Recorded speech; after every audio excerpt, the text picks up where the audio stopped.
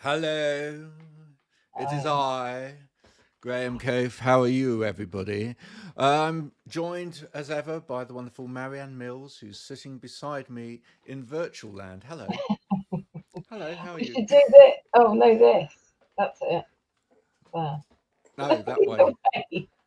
Try and touch my finger. Go on. There you Oh, go. there you go. Gave me an electric shock. Um, how's your week been? Busy, I busy. went. I went to somewhere I've never been before, which Mm. is really sad at the grand old age of 47 that I've never been I've never been to. to Xanadu either. Well, it was actually only Liverpool, but I've never been before, and it wasn't. I in my head had it further away, harder to get to. It wasn't. No, quite easy, quite So I went for the straightforward. care show, and Yeah. I went to the Aintree. You went away in tree to watch the horses. No, not watch the horses. Watch I saw watch a plastic people. horse or Did something. you? Did you? Yeah. And a Yeah. dog running around the thing. Andy saw it as well. Why look, whilst they were there at Aintree, surely they should have had people from the care show running around the ground, with plastic horses Of pretending course. to jump. Yeah, it'd have been great, wouldn't it? Of course. And coming up on the first side, it'd been great. Bit of Oh, action. yeah. Oh, I enjoy all of that. Quite like race courses though as venues because they're quite interesting. Um, they tend to have quite interesting buildings, don't they? And with quite. I saw from the photos the vaulted ceilings and stuff like that is quite I did like interesting. I did like that. I like the so I live just outside Cheltenham, but that's very it's quite it's a very different feel inside to it because I've been to a few events there. It's got quite a different feel. I quite liked Aintree. It sort of seemed to have smaller sort of areas, and the walking around bit seemed. Oh yeah, so you've been to Cheltenham racecourse a number of times. I've only I been. I haven't. I've been to the races once in Cheltenham, and it didn't really massively excite me.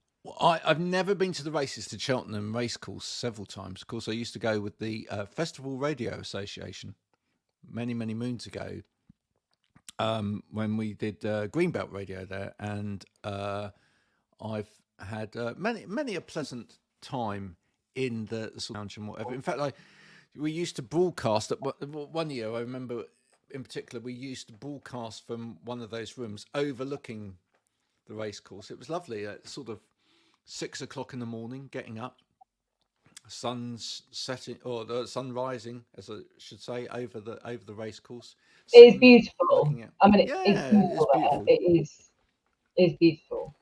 Yeah. Just the horse racing doesn't massively interest me. No, our guest today, Dom, has only ever been dog racing. He's never been to the horses. So we shall ask him as he comes on what that was like, because I've never been to the dogs, as it were. But please welcome Dom.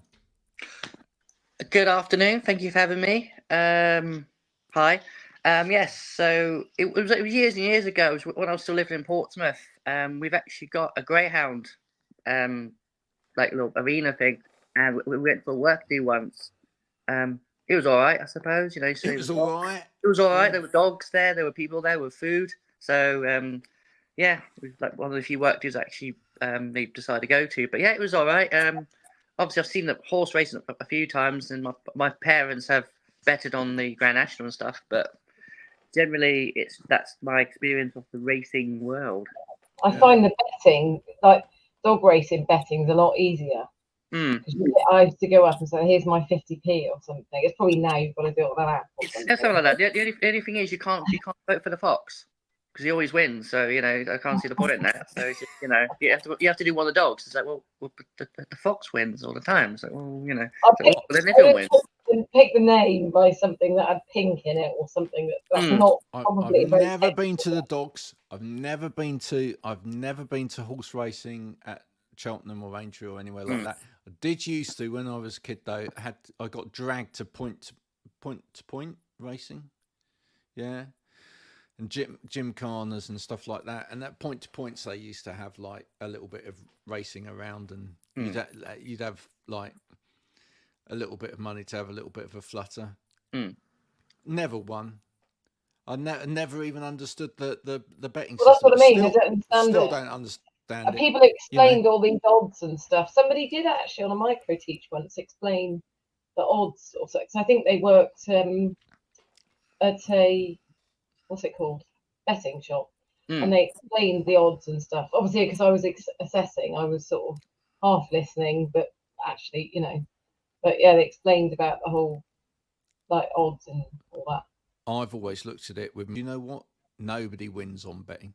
No. Ever. Yeah. I think the term the house always wins still kind of like sticks to it, even though it's not the casino. So yeah, it's exactly that. So yeah, exactly. I mean, it's all good fun, and I love pushing a 2p into one of those machines at an arcade. As much as anybody else. 2p I won't go slots. to the 10p slots though. Only 2. No, that's going too far. The 10p's, but wasting a pound of your money on the 2p slots is it's got to be done.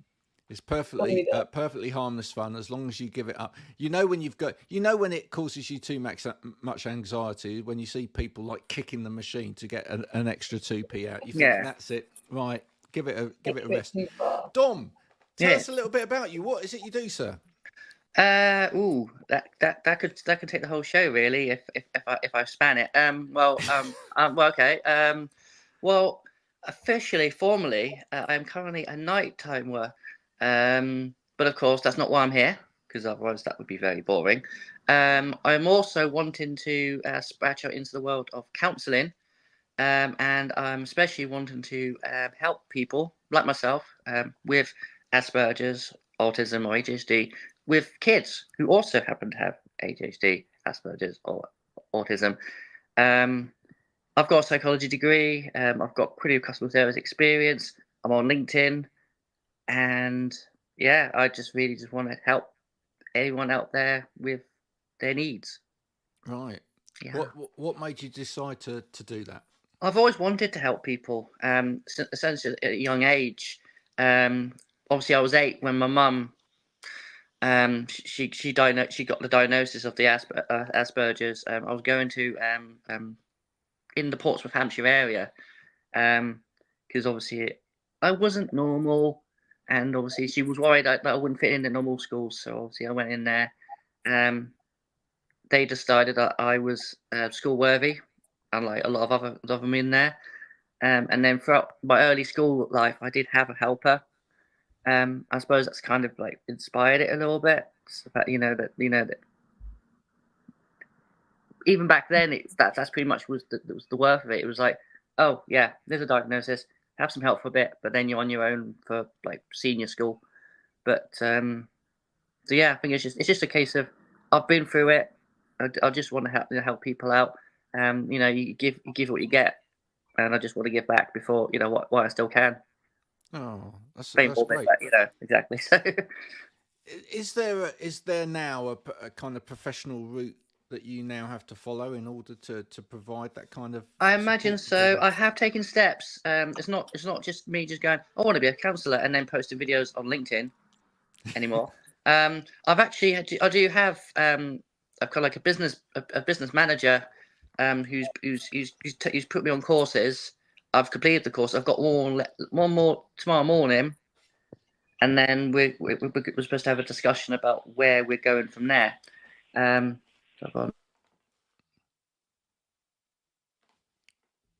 Someone decided to call me randomly. But then after that, we'll discuss it. So I have done that. But yeah, so far, I've got the degree. If I have to do more qualifications, I will. I've got the time for you all, and I'll do that. So it's a really tricky one with me. I did a psychology degree as well. Funny, because I spoke to somebody at the care show, and she was saying, she said she didn't go down that route either. I think she did a psychology degree, and she didn't want to be a psychologist, or because of the rules and all this kind of stuff. But also, it was, for me, I found that if I was going to go down that route, I really wanted to be able to make a difference to people, but it felt as if, and I had this conversation with someone the other day that, I don't know if it was you, Graham, I don't know if it was, that the rules are there for a reason, but actually the rules quite often end up actually not being able, it means you can't give the help that you need to. It wasn't you, Graham, it was someone else, and I can't remember who it was. But it wasn't saying that they shouldn't be there, but so often, you know, I've seen counsellors before, I've heard people that have, and actually people come away feeling a bit more frustrated than, because actually it doesn't really do what it needs to do for somebody. No, So, and I suppose it doesn't help as well. See, in the media, typically you get the tall counsellor, they sit in a chair, they've got glasses on, they've got a clipboard, they go, so tell me about your father. And then people just seem to think that that's what counselling is. Well, it's not. It is really just a case of you're with someone that hopefully you trust, to talk about talk about stuff, and hopefully make you feel better. You know, it's not about me. I mean, yeah, I'm, you know, well, the counsellor, we're there, but we're here for you. Well, at least that's my thing of it. So I don't know, Graham, you might agree, disagree, and there's lots about coaches, mentors, counsellors, therapists. I had a friend that was a therapist because she didn't like the whole of the counsellor sort of approach, but actually therapy meant, like, she took, I think it was Thrive, I think it was called maybe, and it was about looking forwards. The analogy she had was that you wouldn't look back at the dog mark on your shoe, you'd walk it off. Yeah, and rather than focusing. So I think there's a lot more now about, I think it would be you taking the approach from this is how I would see it, that you would feel would have worked for you. I think it's about what would work for you, because many people have said to me, why don't you do coaching, Marianne?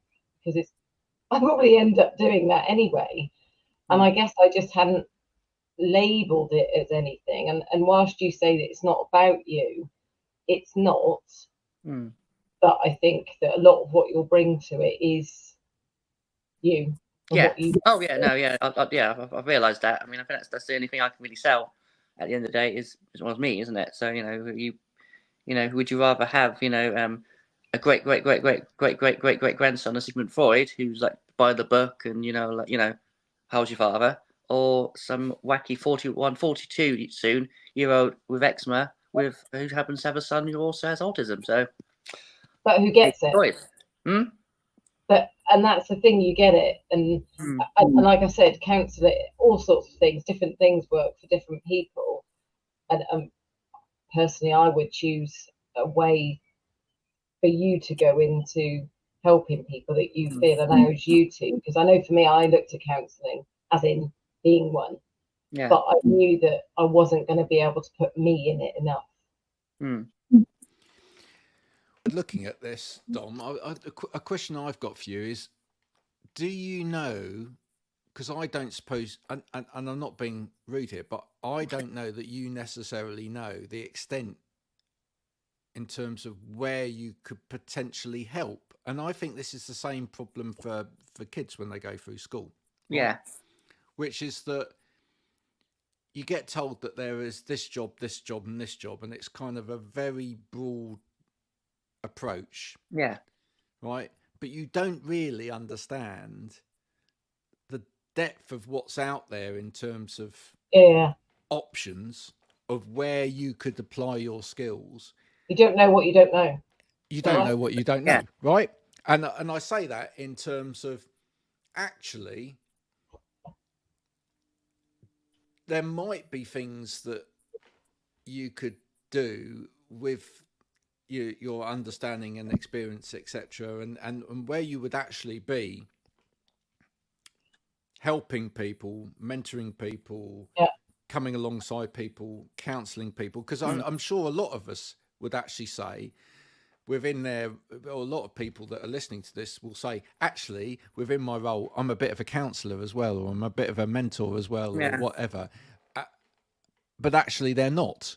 They don't have that qualification, or they don't have that title per se, but it's part and parcel of what they deliver, right? And I'll give a really good example of that, which is that, you know, at one point I did a fair bit of assistive technology training. Now, I'd say that a lot of, and I worked with quite a number of students who have Asperger's or autism, for example, and I would say there's just one area. There's an area where people are needed to deliver training who have an understanding about what's needed by those people, and have to have an empathetic ear. Go to people's houses, deliver training, right? But at the same time as deliver training, do need to kind of lend an ear about what's going on, and what the struggles are at university. There's an element by which you want people who are not just going to be tick box people in that exercise, so that they deliver the right thing.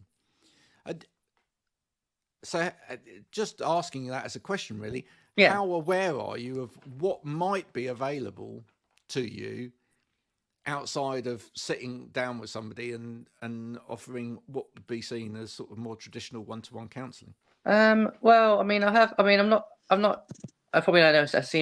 not exactly walking into it blind. I'm actually one of my close associates on LinkedIn, and one of the people that have inspired me really to go down this route. She is indeed a counsellor and a hypnotherapist, and she has given me a little bit of information, and she gives me like bits of information. But like I said, I've also got this business coach as well, who would be looking to how to sell me. So, but yes, I do have a bit of support, that I could jump into and get the information I need about that sort of thing. Going back to what you're saying about the mentoring thing, I know what you mean, because people were like, "Oh, I'm a mentor." Well, are you though? I have in previous jobs that I've done, I have mentored people, but it's more of a one-to-one. It's like in the call center kind of business. So if I was lazy, I could be the guy that said, "Yeah, I'm a mentor." So, well, no, you're not. You're not a mentor in a mental health way yet, are you? So, but that's something that I'd look into. And so I've got the time. Lose my voice a little bit. I work nights. I'm up during the day when I'm not really meant to. So I might as well do some more time. So it's funny. Interesting. It feels like we've got. I know for me, like Graham and you and I talk quite a lot about what I do, what I could do, and quite occasionally things come up. And I remember being at school, and I don't know if anybody else remembers this. We used to fill in a form, and you would. I don't know if JigCal. I don't know if you had that at school.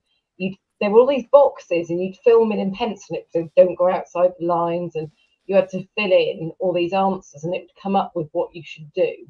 It was called JigCal, and it would come up with sessions that it felt like you should do. And mine was physiotherapist, which I didn't get my science straight off, so that was that out the window. And then I got bored. So, but it's funny because in our head we have this idea about what we should do, and actually a friend of mine went on a workshop recently for, it was something like the modern young person or something like that, and really interesting it sounded, because it was actually seeing the life from the eyes of a young person. Now, for a start, what they first straight off didn't do on the workshop, though, was to clarify what is a young person.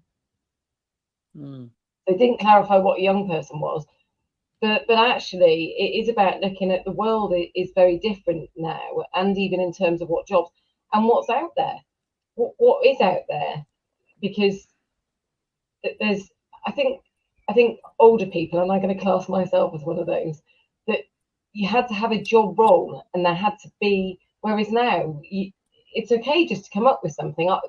Graham knows I've just come up with something myself of a course, because there wasn't anything out there.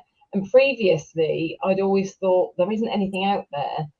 So, but in time, I thought, well, actually, if there's a need for it, then meet that need and call it whatever you want to call it.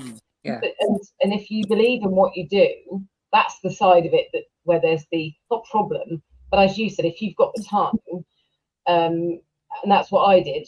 Freelance for a long time, and I used that as market research time. And then in true ADHD style, for 6 years I investigated and I researched, and then it probably took me 2 weeks to write something. I wrote all the session plans in one day, and now I've come up with something that I know is going to meet people's needs. So I wouldn't worry too much about sort of taking yourself down a certain road. I would take myself back and see, do you want to be at it from the young person's point of view? Do you want to be the parent's point of view, and kind of work from that problem? I mean, you know, Graham, because you're good at this sort of stuff. Thinking about what the problem is, and then, am I right, Graham? Is that the way you kind of... You are. I think so. I think, you know, I think it's good for everyone to kind of look at where there's a potential problem in society, or where there's a gap that needs filling, and then work back from there. Where can I actually then provide a service or a product or whatever, a solution that fits into that.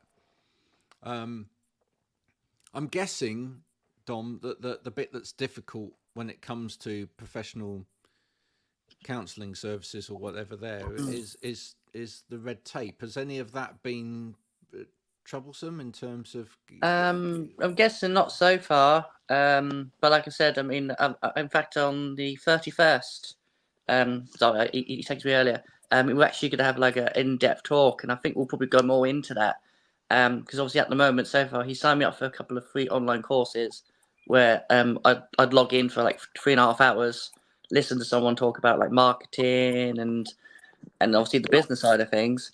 But yeah, I kind of think, you know, I've got that support, him as that support to go through that edtech with me and just say, well, this you can work on this. This is what you need to do. This is how great you're doing so far. But yeah, I mean, so far, obviously, bar the going on LinkedIn and on offering my services and planning it, I suppose I'm still kind of new at it. But at the same time, do you actually have to hold any particular qualification though to be a counsellor? Or I'd imagine at some point I probably would need to. To be a counsellor, you do. To be a counsellor, you do. So essentially, I know about this because I know of my friends. So she, if you're going to be a counsellor, then you have to have those credentials. But if you're not, which is where it's good and bad, because obviously it's a bit of a license for people to do whatever they want. But I think the rules are, unless if you say you're something and you've got those credentials, you have to have them. But if you don't claim to be that, so I think it would depend on if you want to be a counsellor or a therapist. It really would be that. And if you wanted my advice on that, I would look very carefully about whether, because it's a massive investment, about whether that's going to suit you. I know for me it wasn't going to suit me because I knew that I wasn't going to be able to follow those rules. Yeah. It's not something I agreed with necessarily. It wasn't something I agreed with necessarily. But then that was just, you know, I've got a friend that's a counselling psychologist, and we've come to blows on a few occasions because I lost my dad to suicide. And I saw that I helped run retreats for people, and I helped run a group for people that have lost people. And I saw there was quite some people want to come to groups, some people don't. Some people want to go to counselling, some don't, some can't afford it, some can't access it. I kind of saw that there was a little bit of a need for people that literally just needed to be able to spew out to somebody that wasn't going to pass judgment on them. Yeah. So it was kind of like maybe a professional friend or buddy or something like that. And I was considering developing something, and said, so when I spoke to my friend about it, I said, for me, I felt like that was something I wanted, because a lot of people wanted to be able to say that to somebody who gets it, that's been there. To which she said, but a counsellor, any good counsellor won't need to have had that experience. And I said, but it's not about that. It was about me as, so the person that needs to speak to somebody, knowing that the person on the receiving end of that gets it. Because I know that for me, I've got people that I've met through that group who I don't need to explain things to them because I know that they get it. So she wasn't seeing it from the same point of view as me, really. So I would, if I were you, just sounds like I'm telling you what to do, and I'm not. No. Advising to look carefully at whether that's because of wanting to bring your experience into it, and that is what will make it so valuable for somebody because you've been there through the system. Yeah.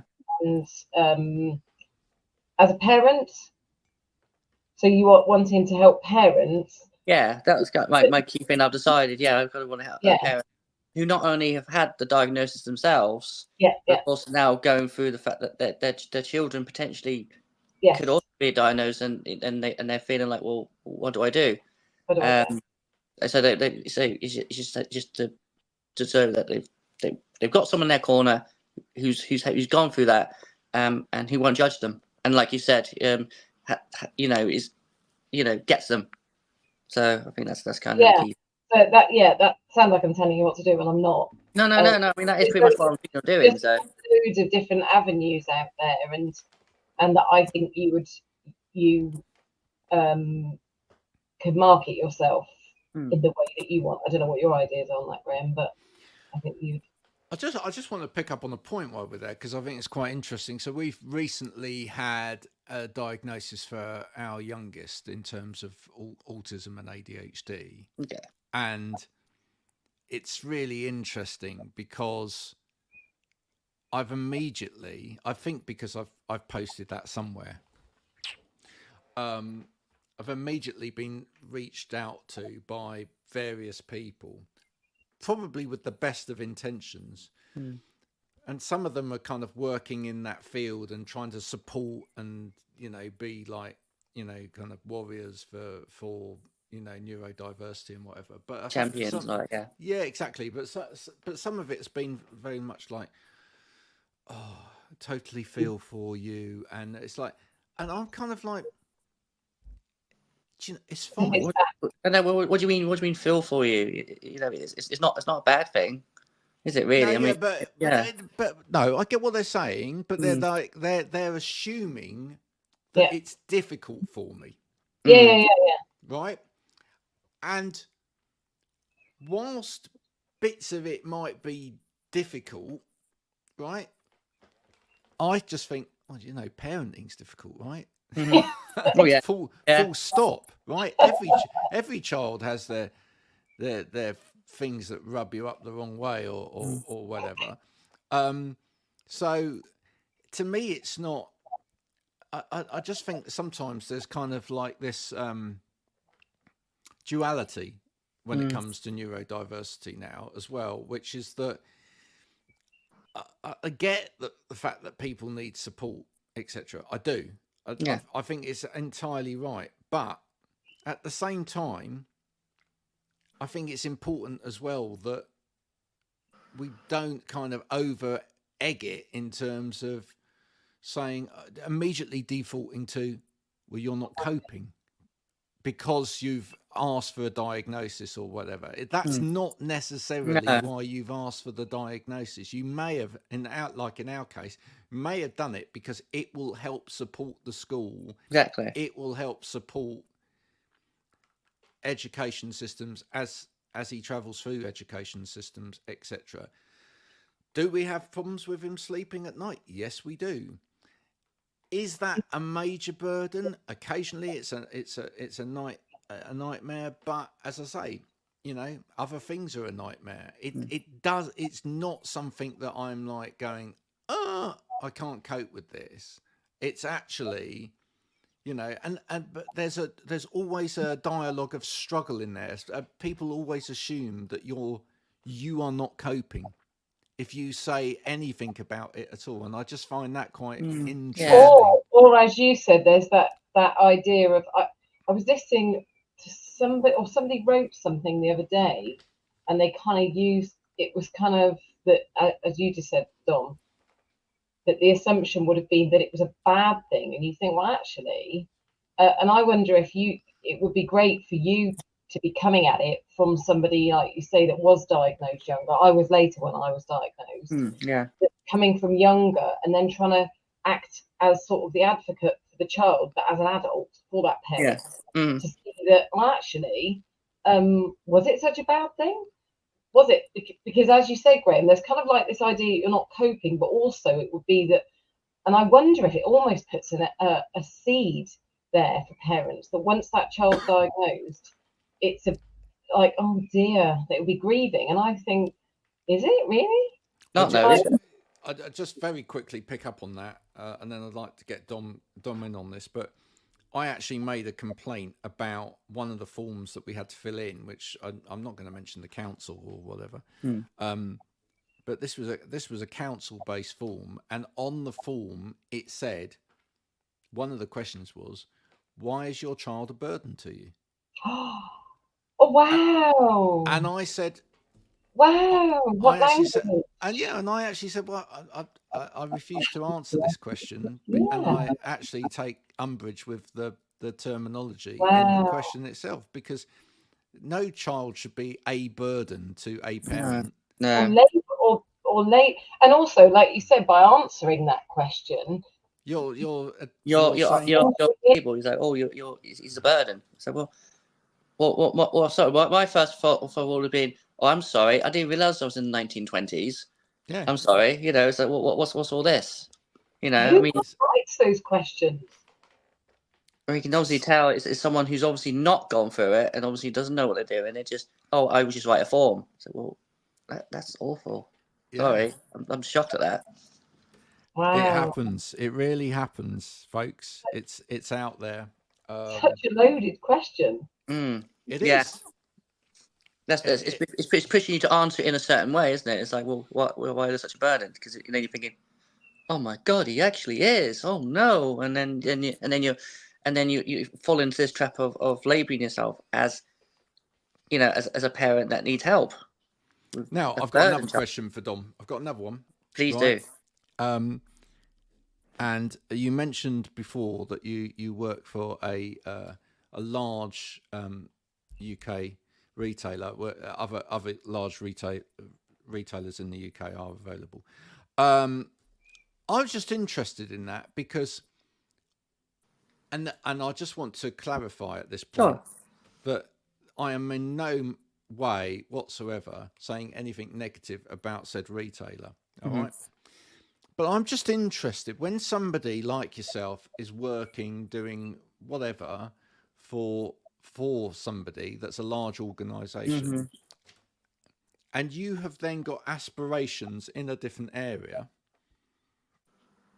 which potentially could take you out of that in one shape or another. I just wonder whether ever there's a way in which organizations should know what their people are doing outside of the whatever task that they are doing, because in a way they could encourage, they could support, they could even potentially put you on a program. They could even actually go, oh, do you know what, you could potentially help us as an organization with this group of people over here, or we're doing this over here. But and is this something that doesn't happen because people like you, Dom, don't talk to the organization about what else you're doing, or is there no kind of mechanism there for those conversations to happen? I'm not blaming anybody in all of this. I'm just speaking off the top of my head. Do you know what I'm saying, though? I believe I do, and I'm going to be honest. What you say, I personally have an issue with that. No, not what you're saying. The issue with like you say, with the organisations, with that mindset is, you know, the case of, you know, because like I said, now I'm a loader, so I help load those things up. But before they had me opening boxes for like 7.5 hours. That's all I was doing. You've got a psychology degree. Yes, I know. I've got a psychology degree. And obviously, when I first started there, all I was doing, because it was COVID, I was just collecting keys and paperwork and stuff, and it's just like, and I was being proactive, during that. I was like, oh, maybe I can do this as well. Maybe I can do this as well. I think I'd be great at doing this as well. And they were like, yeah. We'll come back to that. And they never did, and they're still not. So yeah, so I'll be honest, Graham. Your question is a bit of a sore one because I still think the retailer, I'm not going to name them, they could do so much better. They really could do so much better. I mean, like, obviously it's mental awareness week, and their thing is, I think yesterday it was wear green. Why? We're not leprechauns. Why are we wearing green? What's that all about? I just read a post about that, about someone saying what has any research been done on what the actual worth of success? Why, as you said, why do it? Because actually, like you're saying, it actually makes you go. I know for me, I feel like, like I said, I lost my dad to suicide. And actually, one of the things I put on Facebook the other day was, if you want to do anything towards Mental Health Awareness Week, message or call a friend, and don't just say to them, how are you? Yeah. Tell them something that's going on.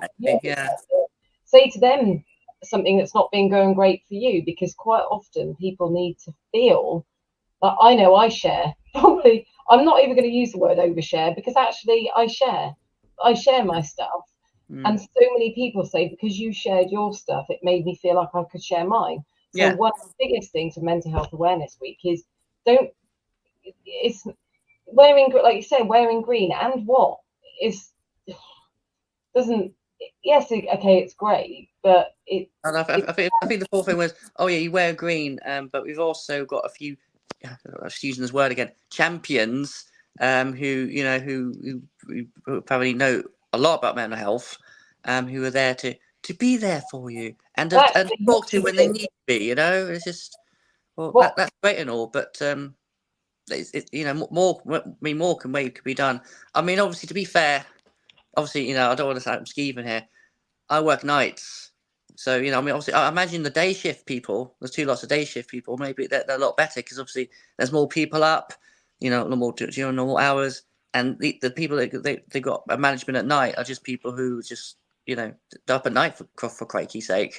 But they don't want to deal with like someone who needs extra needs. They just need people to turn up, do a job, go home. Tick box, which it's. But which is and let's be fair,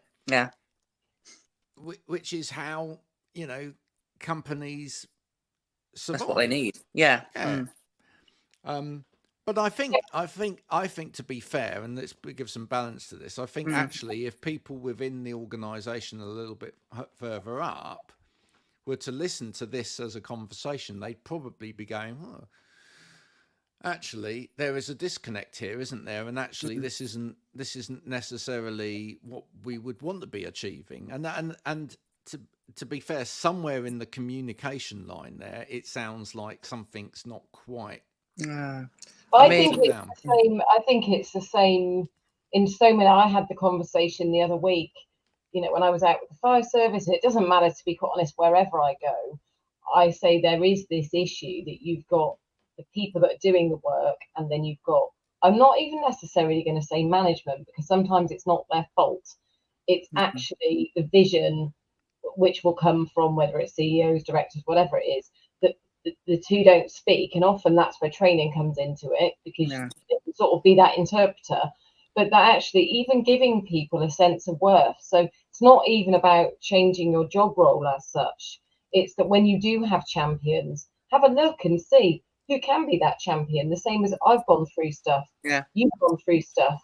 So when I hear it so often, these mental health first aiders, and I think, that's only, yes, that's great to a certain extent, but usually they're put on people. So care, I went out to one in the care sector, and I could see those people were saying, I'm now not only going to have my going on, I now got somebody else's stuff being put onto me as well. So you sort of think, actually, is it being looked into what support those people are getting? Because it feels quite often to me, these mental health first aiders, it's a bit of a cheap way of shoving, you know, and quite dangerous. Well, look, I just find it very interesting when there are people that have, you know, maybe have more skills or than you know, are perhaps necessary for a particular job, or they have, you know, they have more motivation themselves in other areas outside of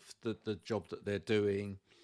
That, you know, there's always a choice there for either an organization to constantly listen and be or be looking to listen, or to not listen and just see, you know, that those people are what they are, and they're doing what they're doing at any given time. And, you know, but I think there are examples of where people get that incredibly right. I mean, I had a friend who, you know, he dropped out of university, but probably because, I mean, he was never diagnosed, but probably because he had some kind of neurodiversity. I mean, he was over clever in a lot of ways, right? And he had a job at a local business who were down the road from us. They shall remain nameless for the purpose of this. As a cleaner, but while he was there as a cleaner, he looked at a problem that arose that was there, and went, actually, did you know that you could do this, this, and this? And they went, wow, how do you know that stuff? And he was like, well, you know, I understand this stuff. I think he'd gone to university originally to study physics or something. Yeah. And he go, well, and actually, I've got a better design for this, and boom, boom, boom. And suddenly he was on the design team, and he was like, you know, instrumental in designing better parts for said machines, right? And it suddenly elevated him. But unless people take the time to actually get to know their people, all the way down through an organisation, and go, actually, there may be some key skills here that we completely missed. Oh yeah. So often this comes down to when I was I've done professional supervision with staff teams, and not very many companies will actually invest in this. Straight off, they'll see the cost, which actually isn't a huge amount. I did training for a particular it was supported living company, and so the manager said to me, I knew her, and she said, is there any chance you could come in? She said, we did have a psychologist doing it. She said, but to be quite honest, the cost of it wasn't, it was very expensive, and also that person didn't really, those skills weren't needed. And she, in actual fact, because of what they were and how they worked, it didn't actually work whatsoever. She said, you work with these, you train them, and actually you've got the skills. So I sat in, and she's, the other thing we identified was the fact that the manager was never going to hear. The manager was never going to hear the truth, because they weren't going to talk about what problems were. So I would go in and we'd talk about if there was any particular problems. But what we did was we talked about what was working, what wasn't working, and actually what can we do to sort out those problems, and who can help. And I'm thinking that those are the kind of things, and it doesn't have to be that often. It can be once a month, it can be problems, but it would give people that chance, like you, Dom. I mean, you've said already, you know, I only work nights, or people up, you know, I know my husband would work nights, and that is someone's life. That is someone's life. Yeah. That is their daytime, so to speak. And that doesn't mean to say those people don't have problems, and they should have a channel to be able to. It shouldn't feel as if, I know my husband said that he used to feel as if everything only ever happened in the day, but which isn't really fair for those people that are employed at night time, because they never had anyone to go to. But it feels to me like having those, like you said, Graham, it's unfair that only the people that maybe feel able to go and make themselves heard. I mean, when I was at the care show, a lady came past and I said, oh, I do this, train the trainer. And I said, do you pay someone to come in to do your training, blah, blah, blah, blah. And the one woman that was next to her who worked, she was with the manager, said, I'd love to do the training. I'd absolutely love to do that. And hopefully now I've just given that member of staff a chance now to actually use her skills. And like you said, Dom, I know, because I've got a psychology degree, you'd be massively useful. massively useful. But it's that seeing that, is there a job there for it? Well, no, but you can harness you can keep people by harnessing their skills that they've got. And then when things come up, like you said, Graham, surely that's far more cost effective than trying to recruit people that don't necessarily fit the organisation. Whereas actually already there, you already get it. Exactly that. And whether it's your experience with neurodiversity as an individual or seeing it as a parent, that you get stuff already and you can teach them far more than somebody that comes in to even do training. Yeah. Well, but I'm also just really interested in that if you've got people working for you at whatever level, right? Even if they may then move on from you, and actually, I think every company, in a way, ought to be trying to employ people that move on from them. Yeah. Controversial view. But even if that is the case, if you can help develop them, but in the process of helping develop them, you can benefit as well by learning something or developing something organizationally that then helps you to understand better something and help more people, then there could be a really good symbiotic relationship there, and I just don't think it happens enough. There can be. When I wasn't in the prison at all. When I was working at the prison up in Salford, this is interesting how something can come about.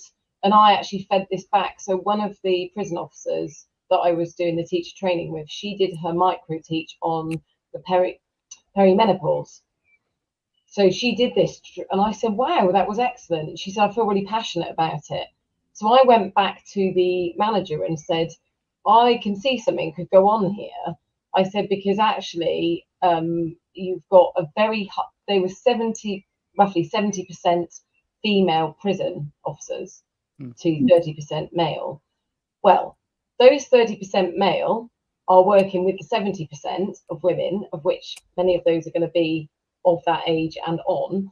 And many of those men, because the men that were in the group said, you've made it, wow, I didn't even know this stuff. And actually, I've got a wife, I've got a partner. So actually now what she's going to be doing is, so the whole idea of doing the train the trainer was actually to be able to train the prisoners. But actually now, because I went back and said, they're actually going to use her internally to offer training to the staff. How amazing. Really great example. Yeah, really great example of how this can all come around. And it can very, very easily. Very easily. Yeah. We're virtually out of time. And I don't know why that's echoing, but there we go. What I would say is, for anybody that's living in the southwest of England, actually I don't know what it's like where you are. Very bright by you, by the looks of things. It's at last few minutes, we have just had the whole of the heavens fall down upon us. Oh, really? Yeah. Thunder, lightning. Really? Absolute bucket loads of rain. Yeah, we've had thunder recently as well. I mean, that was fun. Dylan's never seen a thunderstorm before, and he's like, "Oh my god, what is that?" So that's thunder. Yeah, a few minutes ago, it was literally raining cats and dogs. So I'm looking outside now. A chihuahua, followed by a poodle, followed by. You didn't see Graham. Dom, your cat. The cat starred.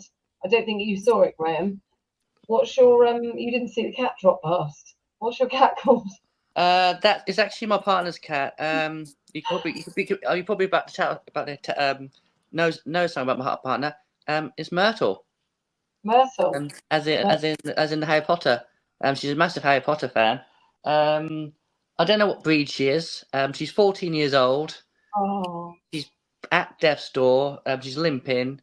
She's Yeah, and she's not even allowed out anymore because last time she went out, she came back with scratches because the local cats here are territorial, unfortunately. But yeah, so. Myrtle starred in the podcast. So. Well, that's wonderful. Listen, Dom, it's been an absolute pleasure to meet you. I hope that stirred some conversation, folks. If you've enjoyed that, then do let us know. If it's raised any questions, please also let us know. And obviously, and obviously, if you guys want to actually talk to me as well, and ask me more questions like Graham and Marianne have, I'm always available to do so. I'm not a shut book. You can approach me. But obviously, don't call me at 10 o'clock at Friday night when me and my partner are trying to watch Bridgerton. But if you guys do want to have that conversation with me, doesn't have to be about what we've discussed today. We can talk about Myrtle. We could talk about Dylan. You can talk anything. I'm always here. So I just wanted to throw that out there. Sorry. No, thank you. Be back. Same time, same place next week with exactly. And I'll have been away. I'll have some news. We've got lots of news coming up. We've got lots of news, haven't we? Lots of news coming up. So look forward to that. Until next week, take care of yourselves. Don't do anything stupid, and we'll see you then. Bye for now. Bye, guys.